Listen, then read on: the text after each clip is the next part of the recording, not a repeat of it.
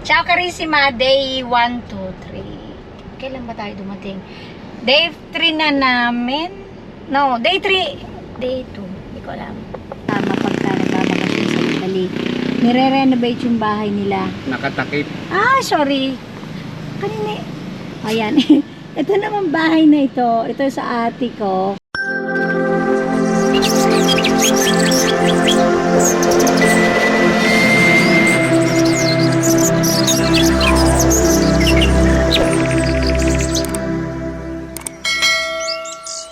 Pupunta muna kami sa site kung saan yung pinapagawa naming bako dun sa lote namin kasi titingnan namin kung gagawa yung mga tao doon kasi sabi nila kahit Sunday magtatrabaho sila, so pupuntahan muna namin.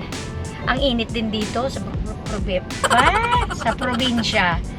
Ayan, pupunta muna tayo doon.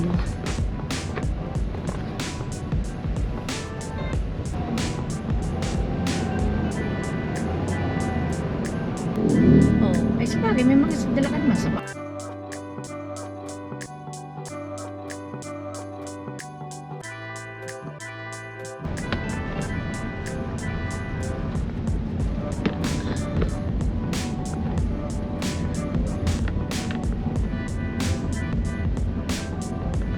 Ayan, nandito na kami sa site kung saan kami nagpapabakod.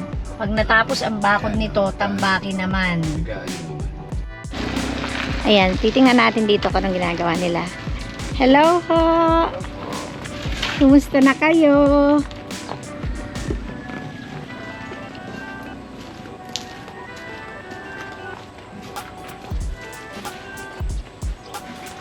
Ayan, nagbabakod na sila. Kaya lang, may tubig pa rin, hindi pa rin natutuyo. Kaya nahihirapan sila. Hanggang paikot dun. Yun sa, yung binubusan doon, paikot dun hanggang dun sa kabilang side. Hindi lang makakapunta dahil may tubig. Yun, hanggang dun sa kung saan may, sige lang ho, pastaan kayo. Hanggang dun sa may bakod na yon, lalagyan pa nilang bakod yun kasi yung bakod na kabila hindi sa amin yun. Maglalagay kami ng sarili namin bakod. Ayan o ang tubig. Oh no! Tapos pagka natapos na nilang gawin to, pag natapos na nilang anong tawag sa ginagawa? Bakod. Pag natapos na nilang lagyan ng bakod to, magpapatambak na kami. Papalagyan na namin ng tambak para matakluban na rin yung mga anong tawag dito? Mga damo? Ay hindi damo. Ha? Anong tawag sa ganyan? Yung mga anong tawag? Talahib. Ay basta yung mga halaman na yan tatambakan ng buhangin yung ano, para pati pataasin itong lupa dahil pagka nagpagawa ng bahay kailangan mataas. Tapos ito ang kanilang bahayan, ang kanilang anong tawag sa ganito tatay? Saan? Sa bahay nila? Barracks. Barracks. O, dito sila nakatira. At ito si Muning, tagabantay kung may pagkain na. Ayan. Meron generator nila bilang. Okay.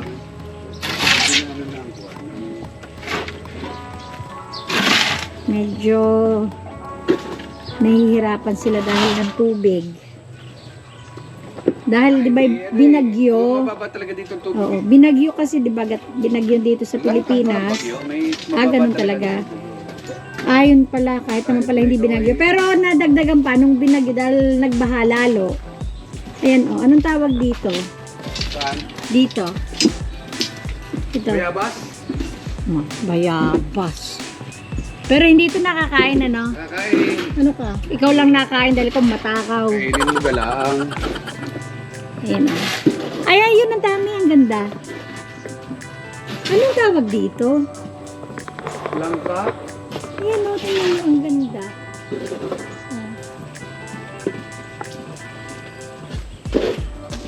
Hanggang saan niya ang taas nito? Hanggang dito. Yang may fly.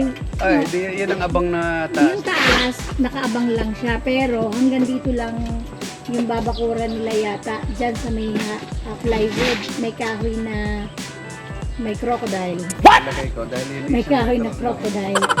Yun, hanggang dun lamang. Pantay sa karsada yung 2 metro. Para lang pumantay sa karsada yung bakod. Tapos, pagka kailangan na namin pabakudan ng pataasin, ayan, nakaabang na yung bakal.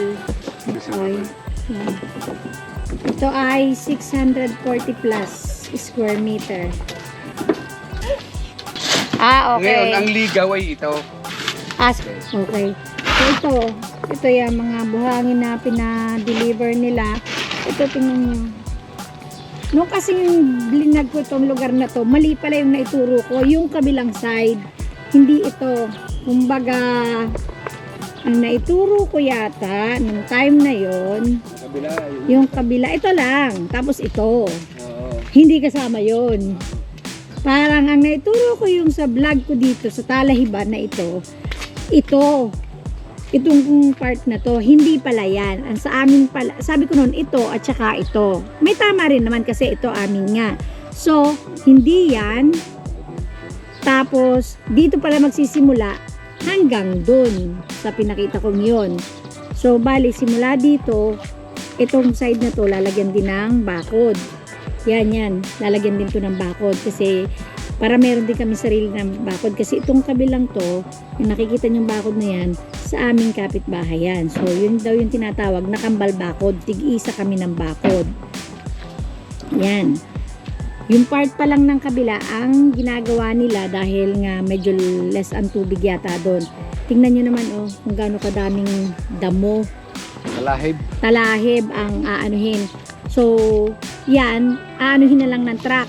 Parang pagka nilagyan ng tambak, tatambakan na lang nila yan. Yung ganyan. Ay, tatay, anong puno yun? Papatayin din yung punong yun. Eh, paano yun? Puputulin muna bago magtambak. Aba, oo, putol. Ah, Puto lang yan. O, di kaya, patutumbahin yun di, tatambakan na rin yan. patambakan Puno na ba lang ng natin. rambutan yata eh. Hindi ko alam. Hindi Rambutan naman yung siguro. isa eh. Papatambakan na lang Pero natin. rambutan na hindi naman baded, siguro si Bulaang yan dyan. Ah, okay. May puno na sana kaming isa. Puputulin pa. Tingnan nyo naman, ang lalim ng papatambakan namin. Ayan. Tapos, yan. Tapos, patataasin pa hanggang dito hanggang dito pa uli sa taas na to. Dito. So, almost 2 meters pa. Tapos, yung tambak niya, naku, ilang tambak kaya yan. Kailangan magtudtod. May pagpabayad sa tambak. Ay, papaya eh. Lumabas na rin. Ang init. O, ito yung namin ngayon, project namin this year. Ang magpabakod at magpatambak. Ano? Ayan. Uuwi na muna uli kami at kami ay meron pang lunch date with the family dahil birthday ng aking mother-in-law. Di na kayo! Ayan. Lakad, paalam ka na. Di na kayo! Di na kayo!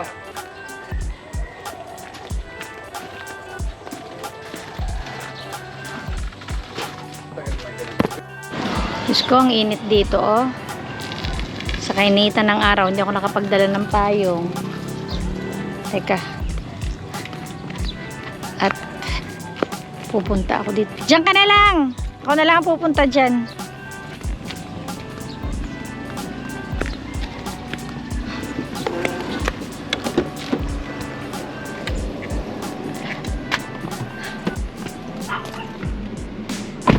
Uwi muna kami at bibihis. Mamaya alis na ulit.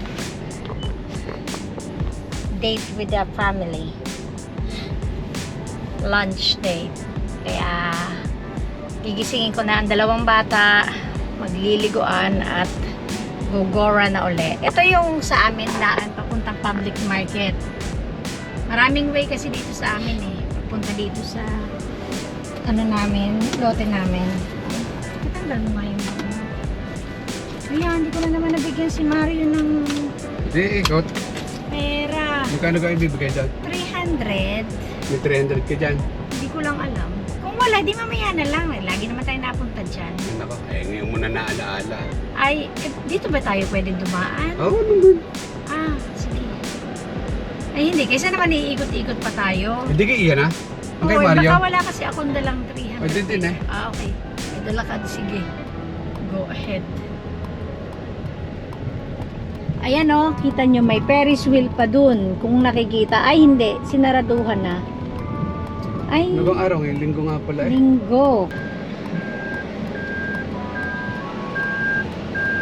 Ayun ang peryahan dito kasi malapit na ang piyesta dito. Kaya nagpe-prepare na sila. Pinabalag kami, hindi daw pwedeng dumaan sa palengke. Dahil araw ng palengke, matraffic. Bawal pala, hindi namin alam.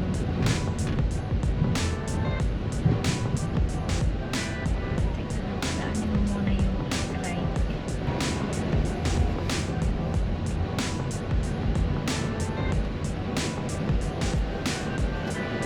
Papabakbak natin garni. Hmm? Yan, Papabakbak oo, natin. yan, Tingnan ganyan. na naman ang ating mga friends. Nanunuka. Ayan. Ito naman bahay na ito. Ito sa ate ko. Nire-renovate yan kasi dati yung apartment. Ngayon, gagawin nilang bahay nila. Sa taas, bahay nila din sa ilalim parang gagawing coffee shop. Isang araw pupunta tayo dyan.